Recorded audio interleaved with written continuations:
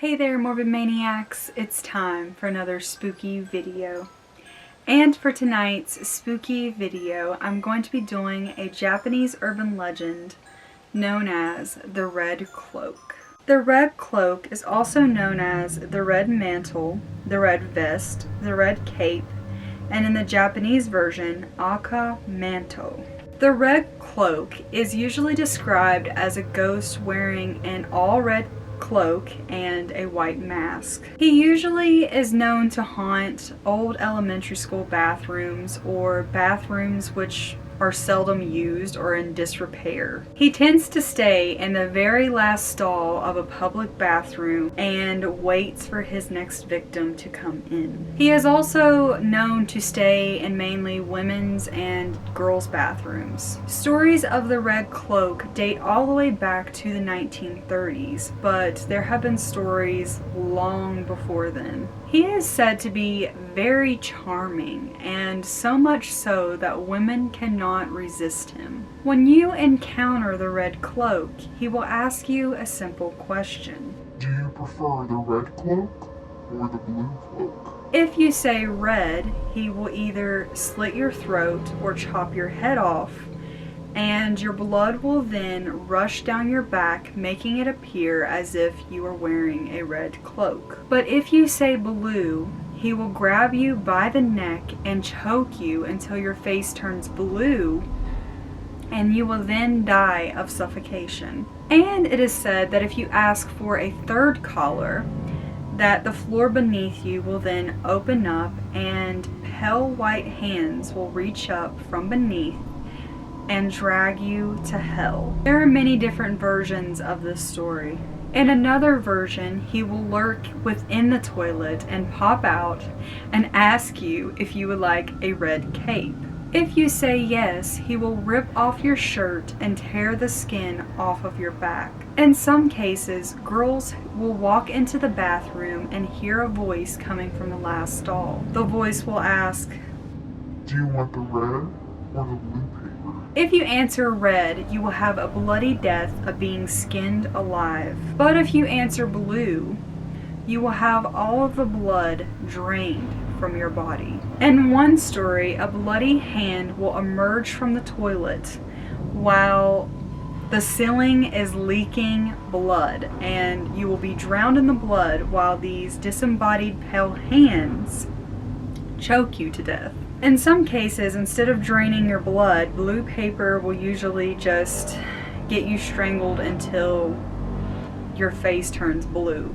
And red paper will get the skin torn off of your back so that it's hanging as if you're wearing a red cape. And choosing a yellow paper will result in your head being pushed into the toilet until you are drowned in the nasty water. And ignoring Red Cloak altogether is said to be one of the only known ways to rid yourself of the spirit. Another known way to rid yourself of the Red Cloak is to reject both options and then run out of the bathroom before he has the chance to catch you. But in some cases, he will block the exit as well. In other versions of the story, instead of being killed, whatever collar that the victim chose, their whole entire body will turn that collar. Those who survive will fall terribly ill and die. You could even be dragged down into the netherworld, never to be seen again. In most stories, the Red Cloak is just a serial killer who hides out in women's bathroom stalls searching for his next victim. Other times, it is a ghost who appears as a tall man with a sickly bluish white face. To some, it is blamed on a hairy yokai, hopefully I'm saying that right because it's Japanese, called a canid, who lives in the toilets and likes to stroke or lick people's rear ends. What the hell? Some students have attempted bringing their own toilet paper to trick the spirit, but upon entering the stall, their toilet paper will vanish. This will be before they even get the chance to use it. And they will still find themselves answering a question from the red-cloaked man. In some instances, students have been able to escape by saying, "I don't need any paper," buying them just enough time to run out of the bathroom before anything happens. The legend states that the Red Cloak was a young man who was so handsome that every girl immediately fell in love with him. Girls would faint at just the sight of him. His beauty was so overwhelming that he would get hounded by girls everywhere he went, every single day. It became so overwhelming that he ended up wearing a white mask to cover his face.